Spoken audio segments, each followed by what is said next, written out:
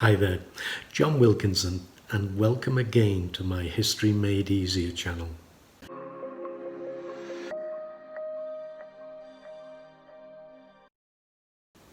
I'm a great believer in using past exam questions to help us revise.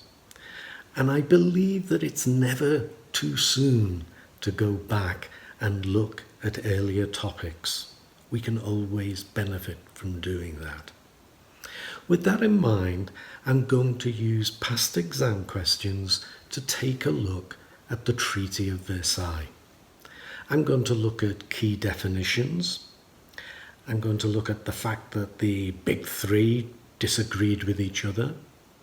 And I'm going to take a look at the way we might evaluate the Treaty of Versailles. So let's see how we get on with that. So here's our look at the Treaty of Versailles through a few past exam questions. Now, there are some key terms in all the topics that we need to be strong with. Key terms for question A, remember you make 4 points, so you need to have 4 things to say. But for questions B and C, you should also have a key term explained in one sentence that you can bring out in any of your answers. So let's have a look at the key terms that we're going to be thinking about here. Self-determination, war guilt, reparations, plebiscites, mandates. For each of those terms, you need to have at least 4 things to say about them. And you need to have a sentence crafted that you can use in the middle of a question B or C. Now here's a past exam question using key terms. With reference to the terms of the peace settlements of 1919-20, what was meant by war guilt and by reparations? So in this one, you would only need to make 2 points for each of those terms. But I'm going to give you a few more for you to think about. Here's war guilt. Accepting blame for causing the war. Accepting blame for their aggression in causing the war and in fighting it. An element of war crimes, killing Belgian civilians, for example, or flooding French mines. Clause 231 of the Treaty of Versailles, and written into each of the treaties, identifies war guilt. You could mention that in an answer. Countries were therefore liable for the damage and loss of life of the Entente powers, and so liable to pay reparations. All of those things could be brought into an explanation of war guilt, but you don't need all of them for full marks.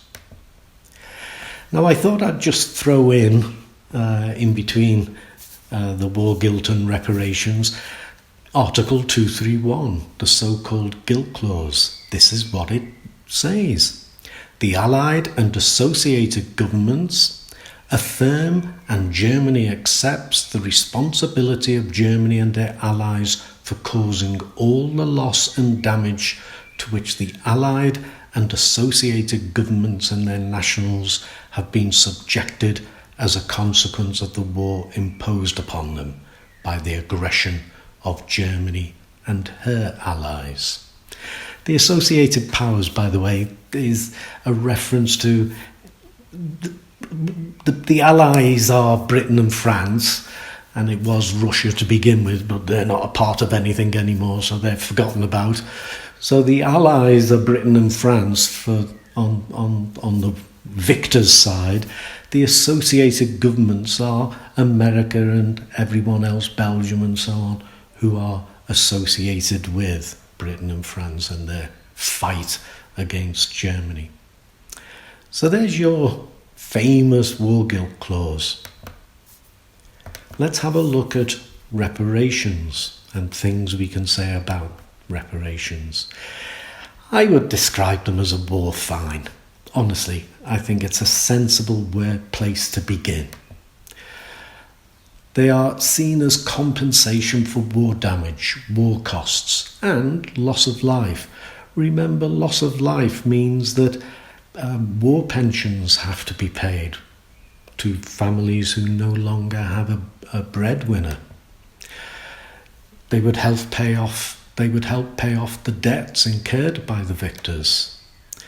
For example, I think I mentioned it earlier, the flooded French mines, the destroyed farms and villages, helping to pay for war debts, and I've already mentioned war pensions. So you can see how you can make use of key points in order to explain a key term. So here's a question B now. Why did the aims of the big three at Versailles differ? A classic question B on the treaties. Well, we have perspectives and experiences, different perspectives and experiences. The experience of war and how they viewed Germany. Also, the post-war problems that they faced. And here, and you'll see this coming up I'm going to give you an answer to a past question. You will see this in the geography. France is a neighbour of Germany.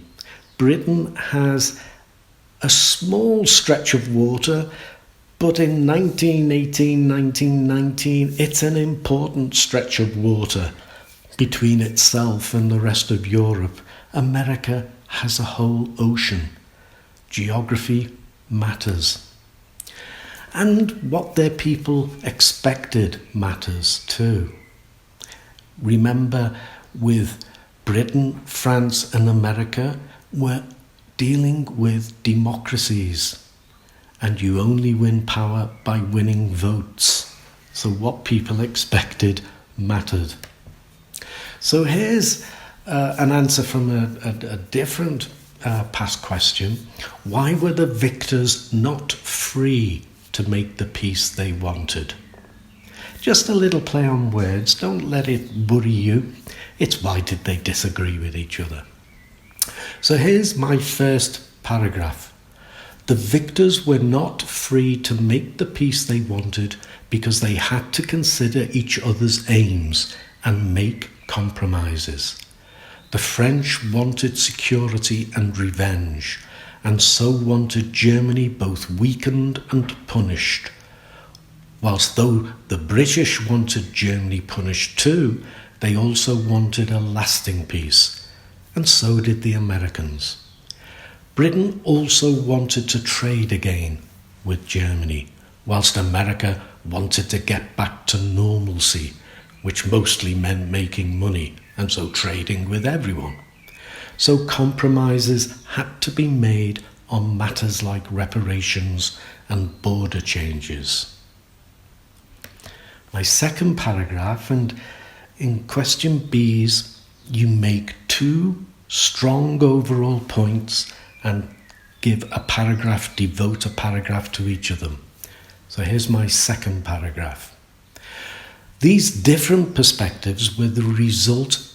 So my first paragraph is perspectives, my second paragraph is experiences. And I give a link between the two. So sorry, I'll start again. These different perspectives were the result of a number of factors. Their different war experiences, the different post-war problems they expected to face, what they felt about Germany, and what their people expected of their leaders. France had now been invaded twice by Germany at great cost. Lives, war damage, the loss of Alsace-Lorraine in the War of 1870-71. And Germany was their immediate neighbour. The French expected Germany to be punished and weakened. whereas though the British too had lost many lives and the British people wanted revenge, they hadn't been invaded, and Lloyd George was aware of the importance of German trade, whilst America, far removed from Europe, really felt they were all to blame, hence Wilson's 14 points. So you can see how one paragraph follows the second paragraph follows from the previous one, and I spell out key points and then give detail in order to explain them. I hope you can see that there. So let's move on to question C. How effectively did the peacemakers of 1919-20 deal with the problems they faced? Always explain your answer. So these are the things that I would use in my explanation. Now, I've put effectively in bold. On your exam paper, you should underline it or ring it or highlight it in some way, because it is very important to this question. It should direct your answer. How effectively? Effective needs to be linked to the aims. If the treaties met the aims of the big three, then they will have been effective. So very briefly, state the aims of each of the big three. For France, it was security. For Britain, a balance between European peace and recovery. But for the French and British people, there was a demand to make Germany pay. For America, it was a lasting peace and a return to normalcy. So again, you can see the differences between the big three there. Effective. Germany was made to pay. Germany was weakened. And a League of Nations was set up.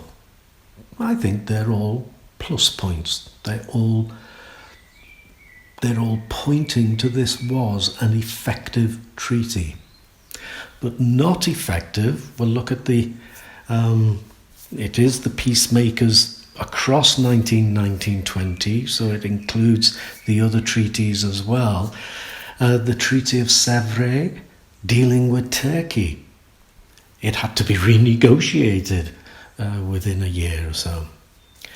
Germans were left wanting their own revenge. The successor states were left too weak. So, we reach a conclusion if we want full marks.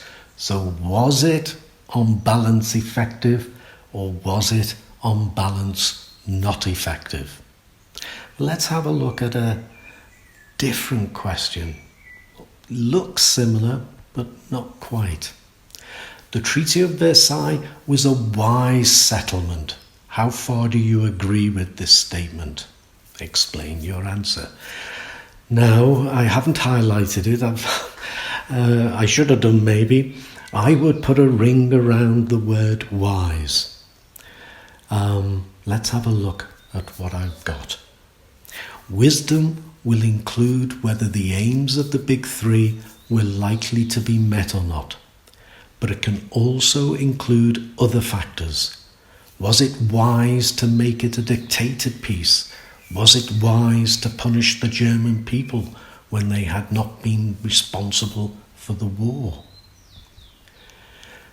Responses that would look towards wise, and in here again we're looking at a paragraph for each of these: wise, not wise, effective, not so effective. So it was wise, it wasn't wise. And a conclusion: it's always easier to be wise after the event. What might have seemed wise in 1919, 1920 might not seem so wise today. A point that's always worth making. So I hope that was a useful review for you of at least some of the issues that you face with regards to the Treaty of Versailles. and I hope it was a good illustration of how you can make good use of past exam questions. For now, cheers and good luck with your studies.